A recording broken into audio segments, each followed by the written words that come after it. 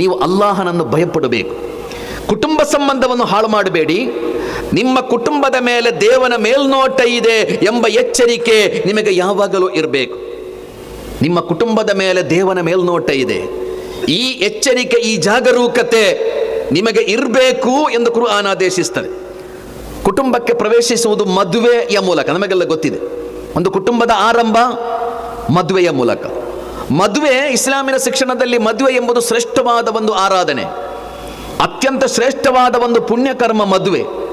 ಮದುವೆಯ ಬಗ್ಗೆ ಕುರ್ಆನ್ನಲ್ಲಿ ಮೀಸಾಕುನ್ ಗಲೀಲ್ ಅಂತ ಹೇಳಲಾಗಿದೆ, ಸ್ಟ್ರಾಂಗ್ ಅಗ್ರಿಮೆಂಟ್ ಅಂತ. ನೀವು ದೇವನ ಹೆಸರಲ್ಲಿ ಮಾಡುವ ಅತ್ಯಂತ ಪ್ರಬಲವಾದ ಬಲಿಷ್ಠವಾದ ಕರಾರು ಮದುವೆ.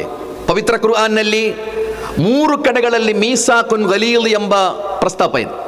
ಬಲಿಷ್ಠವಾದ ಕರಾರು 3 ವಿಷಯಗಳ ಬಗ್ಗೆ ಹೇಳಲಾಗಿದೆ. ಬಹಳ ದೊಡ್ಡ ದೊಡ್ಡ ವಿಷಯಗಳ ಬಗ್ಗೆ ಹೇಳಿರುವುದು.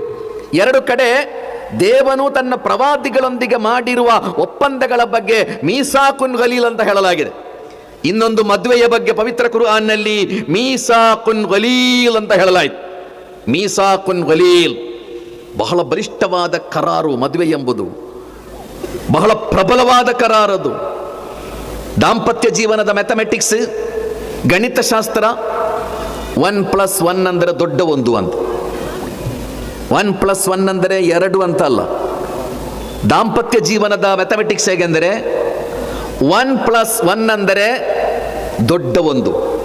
ಅಂದರೆ ನೀವು ಮದುವೆಯಾದರೆ ಮತ್ತೆ ನಾನು ಮತ್ತು ನೀನು ಎಂಬುದಿಲ್ಲ, ನಾವು ಮಾತ್ರ ಇರುವುದು. ನನ್ನ ಅಪ್ಪ ಮತ್ತು ನಿನ್ನ ಅಪ್ಪ ಎಂಬುದಿಲ್ಲ, ನಮ್ಮ ಅಪ್ಪ ಎಂಬುದಾಗಬೇಕು. ನನ್ನ ಅಮ್ಮ ನಿನ್ನ ಅಮ್ಮ ಎಂಬುದಲ್ಲ, ನನ್ನ ಮನೆ ನಿನ್ನ ಮನೆ ಎಂಬುದಿಲ್ಲ, ನಮ್ಮ ಮನೆ ಎಂಬುದು ದಾಂಪತ್ಯದ ಗಣಿತಶಾಸ್ತ್ರ. ಅದು ನನಗೆ ಒಬ್ಬ ಮಗನಿದ್ದಾನೆ, ಆ ಮಗನಿಗೆ ನಾನು ಮದುವೆ ಮಾಡಿಸಿದೆ.